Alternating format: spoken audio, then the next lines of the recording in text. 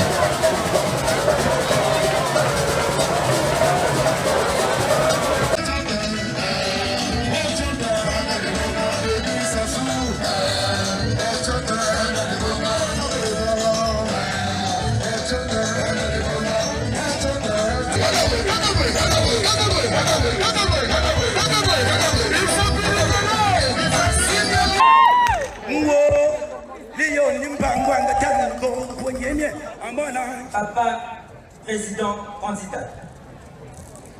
Je viens par ce mot vous dire un grand merci pour le travail d'amélioration de nos conditions de vie que vous avez initié et continuez d'entreprendre.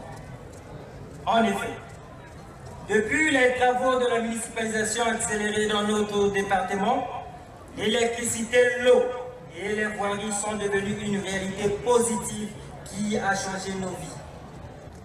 Grâce à la paix dont vous êtes le garant et au projet que vous avez initié pour les jeunes de Djambala et des plateaux, vous avez ralenti l'exode rural et orienté les jeunes dans les activités génératrices de revenus. Je suis le fruit de votre politique de développement agricole pour la jeunesse. Depuis que ce projet des incubateurs du Congo est né, plus de 450 jeunes ici présents ont vu leur vie extraordinairement changer. Le site de Djambala regroupe 30 PME. C'est là la preuve de la diversification de l'économie prônée par vous-même est bien en marche. Aujourd'hui, nous sommes capables, avec le fruit de notre travail dans ce projet, de nourrir, soigner et éduquer nos familles, ainsi que d'épargner pour créer d'autres activités à forte valeur ajoutée. C'est ainsi, nous, jeunes de Djambala et des plateaux, vous apportons tout notre soutien et tous nos suffrages, car vous êtes le candidat de nos espoirs. Comptez sur nous pour une forte mobilisation et une victoire sûre et éclatante dès le premier tour. Vive Denis Sassou Nguesso, le candidat de l'avenir. Vive Denis Sassou Nguesso, le candidat de la jeunesse. Vive Denis Sassou Nguesso, le grand bâtisseur.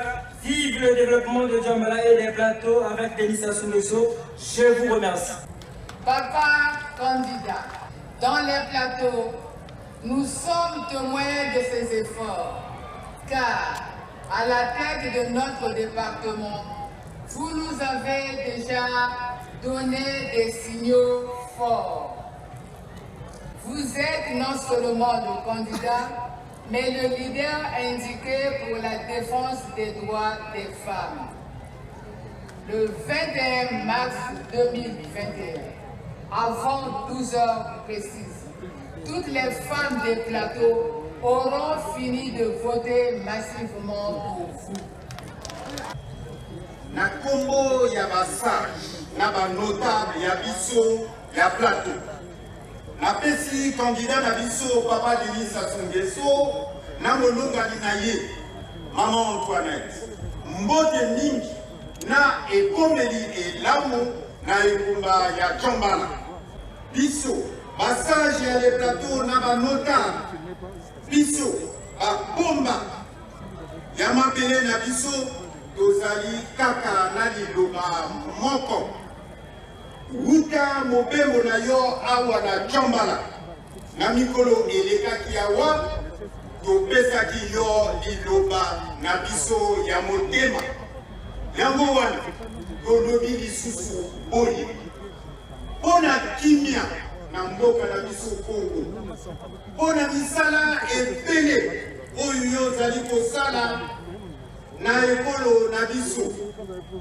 Pona mbongwana malamu ya mboka na biso Djambala pe le plateau.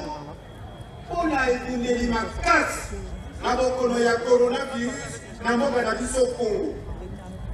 Pona kotosa liloba ya pomba na biso Charles David Kanao oyo asengaki na bana le plateau na bana ya Djambala kaka tolanda président Denis Sassou Nguesso.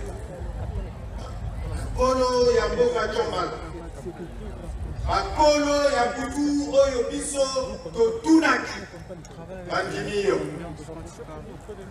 Yango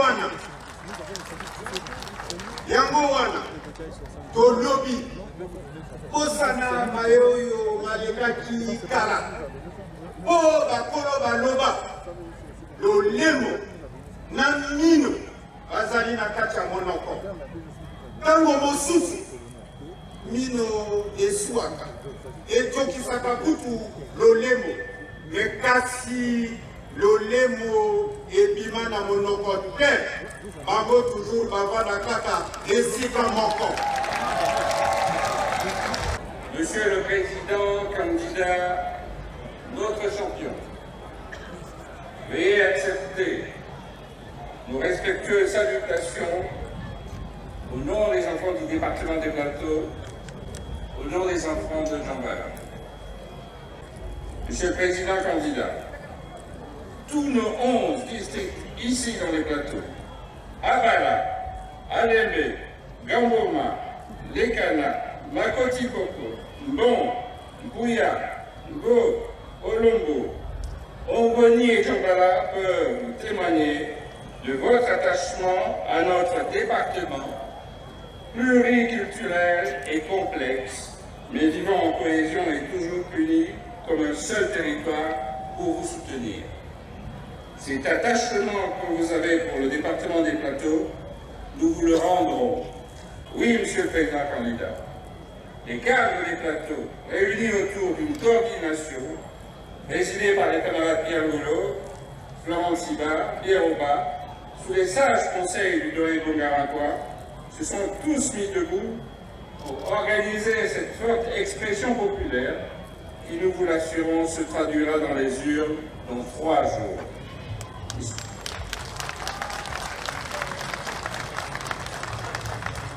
Monsieur le Président candidat, ce sera une victoire éclatante.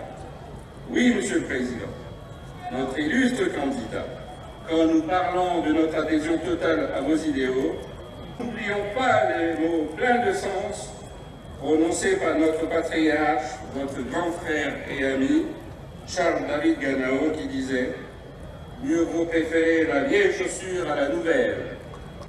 Monsieur le Président candidat, le quinquennat qui s'annonce est donc celui du rebond et du sursaut national. C'est là que réside le génie de votre pensée et du projet que vous nous soumettez. J'invite les jeunes et vieux des plateaux du Congo à s'y pencher et à l'intérioriser. Nous avons tous à gagner à nous mobiliser, à voter à 100% pour votre élection au premier tour. Plateau, oyez! Oyez! Oyez! Bandeko ya Jambala Lekana Gamboma Mbon Abala Ongoni Alembe Ngo Makuti Poko Puya Pe Olongo Mbotana Bilo Bansoe Nakanisi Lelo Awa Najambala Président Akolala Awa Najambala Nakanisi Butu Mobimba Tilobi Ekozalaka Kafeti na Fetiye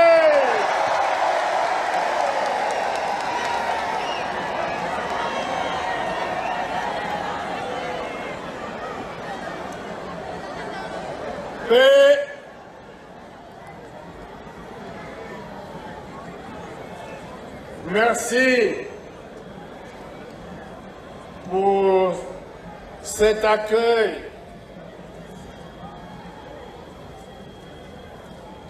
Il est plus grandiose même que celui que vous m'aviez réservé le 12 février dernier, qui était déjà grandiose. Celui-ci est grandiose, grandiose, grandiose. Merci beaucoup.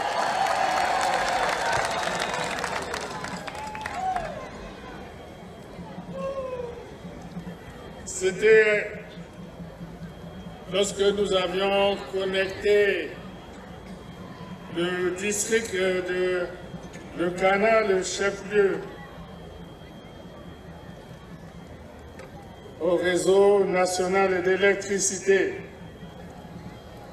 Vous m'avez réservé ici un accueil enthousiaste et chaleureux. Aujourd'hui, vous le renouvelez avec faste. Merci. Merci pour les messages que je viens d'entendre. Merci aux jeunes. Merci aux jeunes qui ont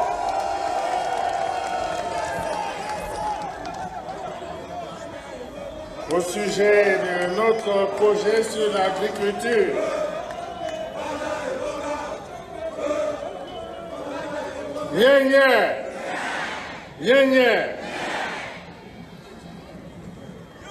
Pour notre projet sur l'agriculture au sens large, les jeunes que nous avons déjà engagés à travers le projet incubateur agricole du Congo, ils ont dit le discours.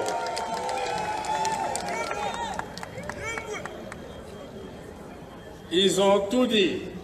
Ces jeunes ne sont pas seulement à Djambala. Les jeunes qui se sont engagés dans ce projet d'agriculture, je les ai rencontrés le 13 février. Je les ai rencontrés à Lekana. Ils sont à Lekana. Ceux de Lekana ont contribué à la campagne du président à hauteur de 500 000 francs, le fruit de leur travail.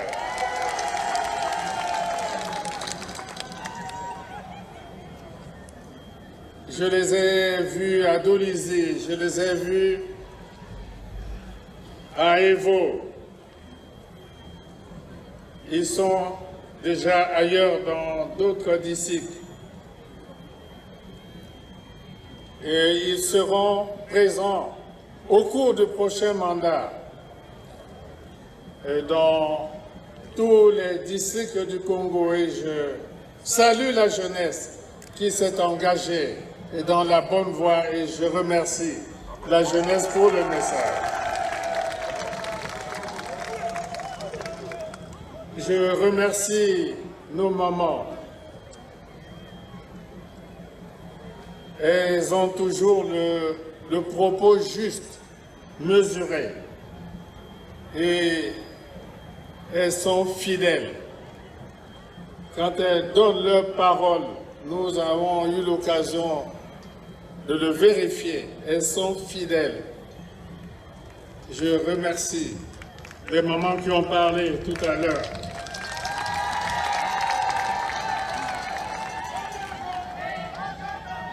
Nya nya, nya nya.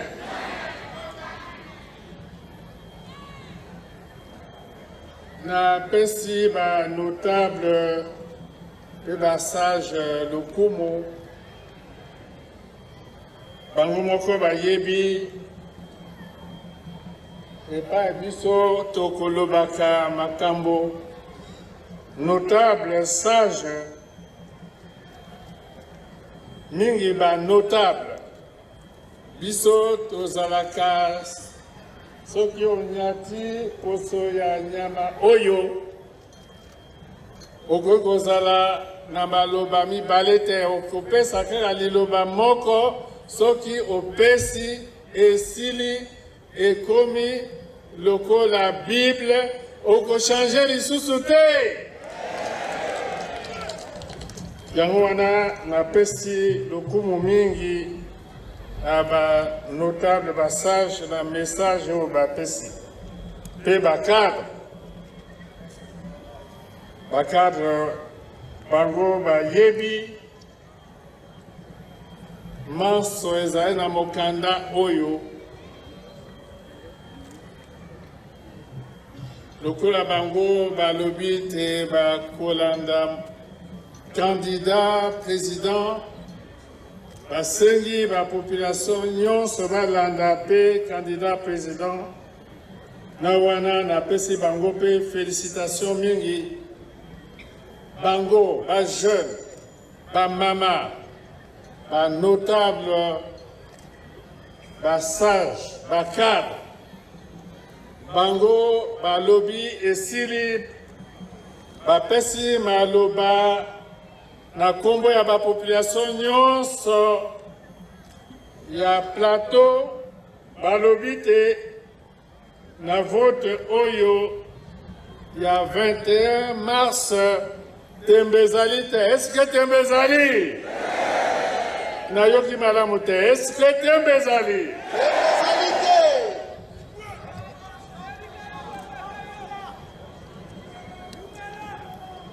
Yango wana nayebisi te na vote oyo tosalaka na 2016 tolobaka la marche vers le développement, allons plus loin ensemble. Pe ba crise ye, ba crise ya ba pétrole, pe ba crise mosusu mingi crise ya coronavirus. E bebisi makambo nyonso na Congo pamba te me mokili mobimba. La marche vers le développement tolandi ba projet nyonso lokola biso tolobaka te kosala yango te. Yango wana na vote oyo tolobi tolanda kaka nzela wana tobongisa lisusu tolanda nzela biso banso la marche vers le développement nakanisi eza kaka nzela wana ya malamu mpe tomonaka te malgré bapasi oyo tozwaka mwa misala tosala na badepartement nyonso bino moko bolobi na département oyo ya plateau toala awa na Djambala tosalaka municipalisation accélérée awa tobongisi Djambala mpe badistrict ya plateau mosusu toponaka misala yango esila nyonso te naleki awa namoni bandako mosusu etelemi misala esili te me na oyo wana nalingi nayebisa te misala oyo esila te na manda oyo ekoya tokosisa misala yango nyonso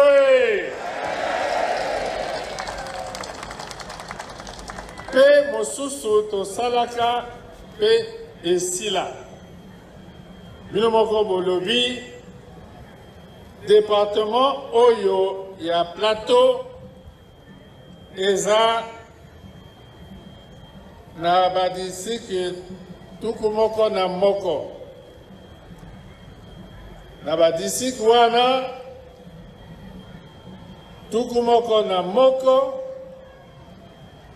nakanisi nakoki mpe kokonte alembe parce électricité na alembe etikaki kaka mwa mikolo mpe alembe mpe azwa électricité donc na plateau na badistrict tuku moko na moko badistrict Libwa, Djambala, Ngo, Puya, Kamboma, Ongonyi, Olombo, Abala, Lekana, badistrict wana nyonso bazwi électricité etikali kaka Mbon na Makuti Poko na wana nayebisi te na manda oyo ekoya Mbon mpe Makuti Poko lokola mpe badistrict mosusu eza na badepartement ya Congo badistrict wana mpe bakozwa oyo ya bango électricité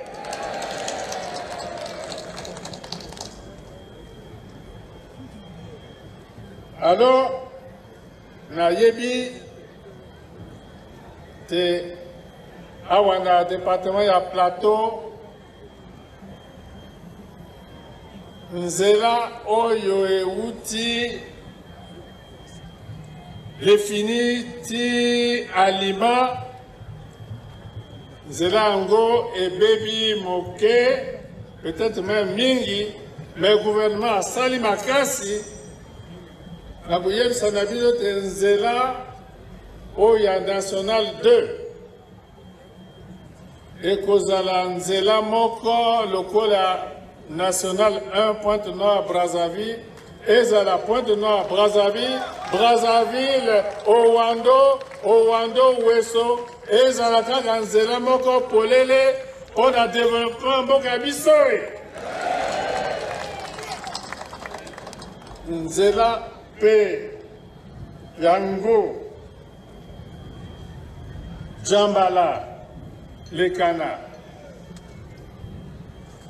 bamwa kokosa ezali nayebisi mpe te na manda tokozela meme manda mosika kuna te me nzela yango ngo Djambala Lekana tokobongisa nzela yango ezala nzela moko malamu lokola bamama balobi aboye bakosala mingi na bilanga biloko na bango ekenda Brazzaville, ekenda Owando, ekenda Dolizi, ekenda ti Pointe Noire, misala ya banzela lokola bino moko bomoni na mikolo oyo badepartement nyonso ya Congo etikali kaka département ya Likwala, mais même kuna bapasi nyonso, mais même kuna tobongisi nzela ya babele babus ekomi kokenda ti Imfondo. Donc mpo na Congo badepartement nyonso eza relié.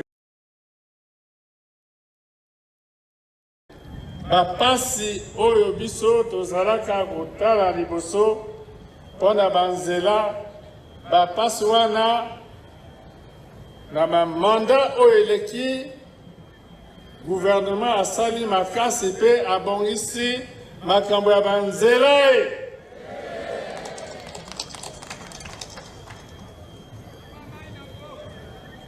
nalobi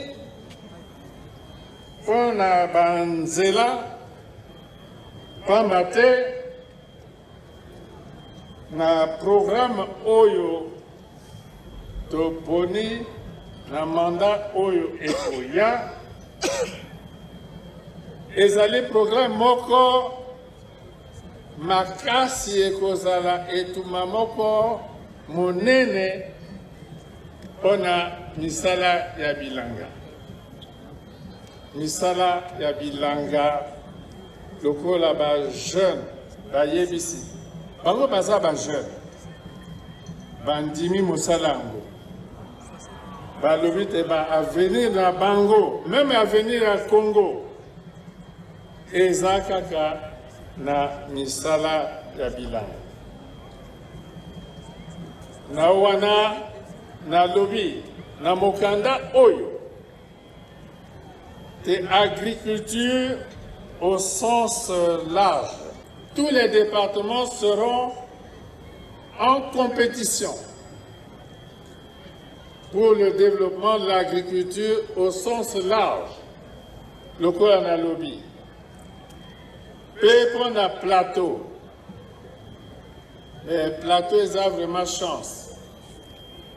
Et pas bisoto aller à Buena Djambala, ce qui tokamati ba tracteur plateau yo eleki tout autour na Djambala wa toti ba tracteur toti yango ba tracteur na ba jeune tokobimisa bino wako boyebi ba pomme de terre ba tonne eza la pomme de terre ya Congo mobimba e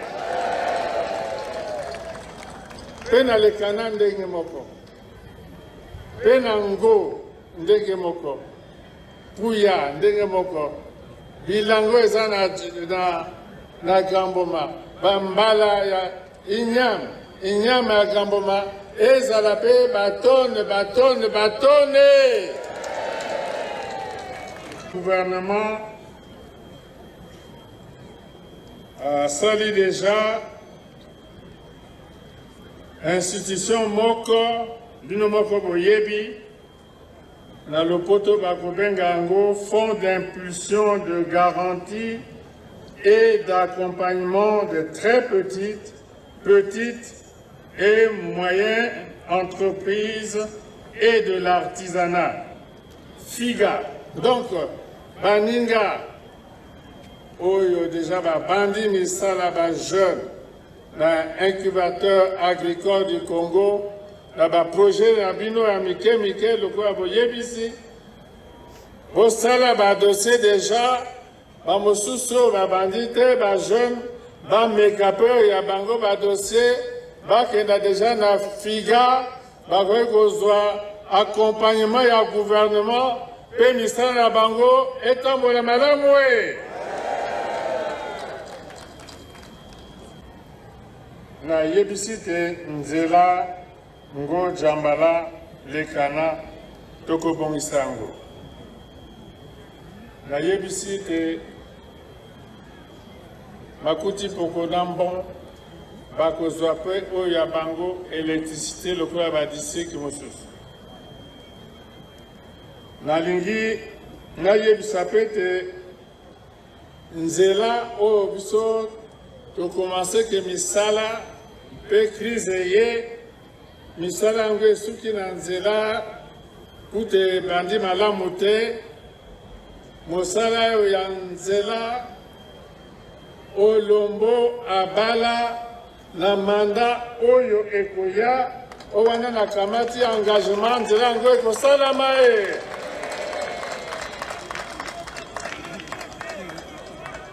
Tokokanisa mingi baninga oyo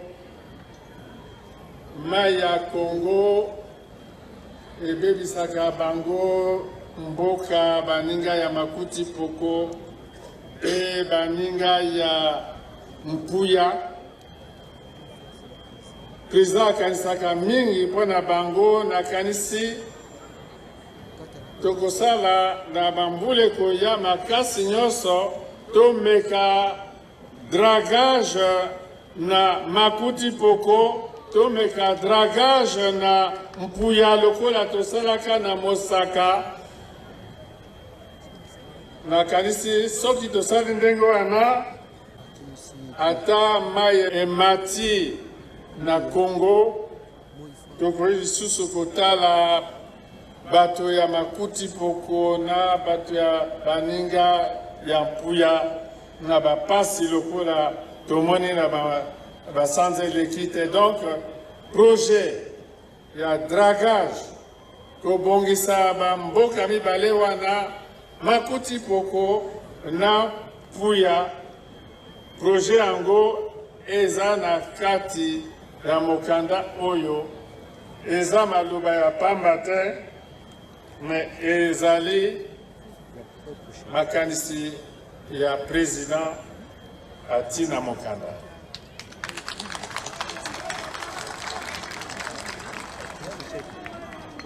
Mai mpona ngo, mai mpona Djambala, mai mpona Lekana, nakanisi tango nalaka na Lekana ba population bayebisa likambo yango tokanisi te. Meme mpona agriculture na plateau oyo, na plateau ya Lekana ebongi tozwa mayele tobenda mai ya mpama emata na batiyo ya makasi, emata mai ya mpama ekende na Lekana pe eyaka awa boye na Djambala. Yango wana projet yango eza pe na kati ya mikanda oyo ngo pe ndenge moko ngo ifo tozwa epai ebale ekoleka tokobenda mai pe topesi ngo. Me wana makanisi ezali makanisi ya gouvernement, ezali pe na kati ya mikanda oyo soki kimia ezali te, eske tokoki kosala misala oyo? Nayoki malamu te. Eske tokoki kosala misala oyo? Il faut donc la paix, kimia, j'étais à Pointe-Noire, les populations parlaient de la paix. Je suis allé dans le Kwilu, les populations parlaient de la paix. Je suis arrivé dans le Nyari, les populations ont parlé de la paix. Dans l'Alekumu, les populations ont parlé de la paix. Dans la Bwenza, les populations ont parlé de la paix. Dans le Poul, les populations ont parlé de la paix, de la paix. Elles ont dit qu'elles ont trop souffert, elles ne veulent plus souffrir. Dans le pool à Kinkala, les populations n'ont parlé que de la paix. Je suis allé à Infondo, les populations n'ont parlé que de la paix.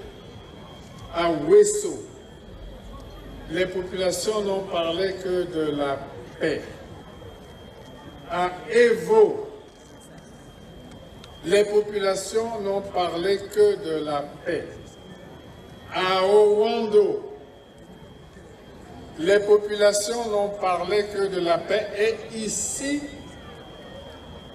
vous n'avez parlé que de la paix. Oui, il faut la paix, il faut que nous consolidions la paix dans notre pays pour qu'il nous soit possible ensemble de poursuivre la marche vers le développement. La paix et la paix toujours. Voilà pourquoi je demande, je le dirai encore demain à Brazzaville, je demande aux populations de tous les départements d'organiser le dimanche 21 mars l'élection dans l'ordre, comme on a vu les militaires voter hier. Les militaires ont voté hier dans l'ordre et la paix. Le scrutin se déroulera le 21 dans la paix, l'ordre. Nous attendrons les verdicts, toujours dans l'ordre et la paix. Il nous faut la paix toujours. Kimia, Pambate, Soki, Kimia, Ezalite, Tokokiko Sala, Mosala, Ata, Mokote. Merci Nabino, Lokola Simbi, Kimia, Makasi, Pe Pona vote. Voilà qui a raison. Bolobite le 21 mars, na midi. Awa na département nyonso ya plateau, na l'air ya midi. Bon, na pesibino de sous 1 heure. Donc midi 13 heures. Oui. Aujourd'hui bénéficie à 1 heure. Donc na 13 heures. L'heure est combien à Boye? 15 heures, na monte Nangaï, 15h13. Bon. Na 13 heures, 13 heures. Awa, na plateau, na 13 heures. Vote Sili. Va compter déjà, va voir, puisque on a compté 100%. Est-ce que ça passe? Est-ce que ça passe? On a compté 100%. Est-ce que ça passe? Et quand on a passé, c'est qui au moins il y a voir un an. Ce qui est Mogowana.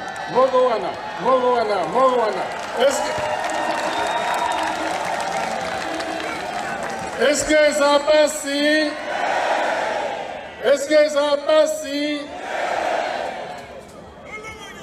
Et le 21 mars, pour Nabiso, et Zanakaka, un coup.